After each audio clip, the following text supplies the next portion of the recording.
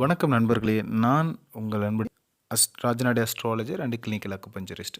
நாம் இன்றைக்கி என்ன பார்க்க போகிறோம் ஜோதிடம் மருத்துவத்தில் அப்படின்னு பார்த்தீங்கன்னா, சந்திரன் சந்திரன் அப்படிங்கிற ஒரு கிரகத்தை பற்றி பார்க்க போகிறோம். சந்திரனை பற்றி எல்லாருக்கும் தெரியும், ராசிநாதன் சொல்லுவாங்க.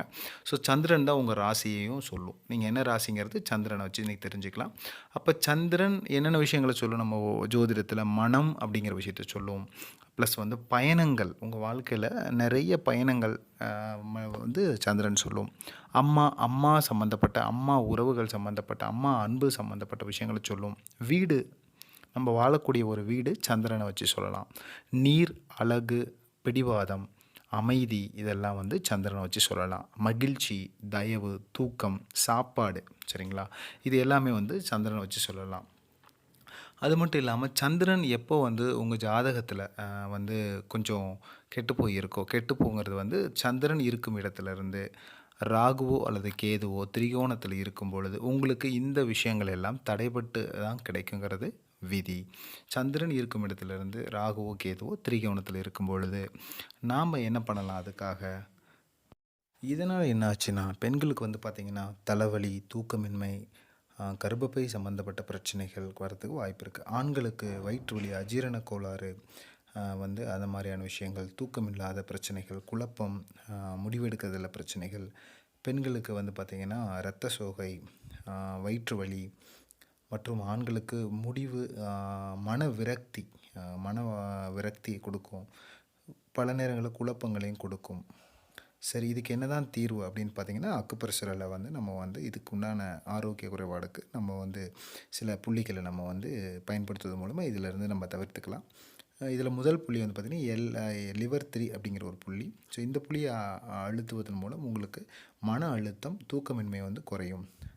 ப்ளட் ப்ரெஷர் வந்து இமீடியட்டாக ரெடியூஸ் பண்ணக்கூடிய ஒரு அருமையான புள்ளி. ஸோ இந்த புள்ளியை நீங்கள் பயன்படுத்தலாம்.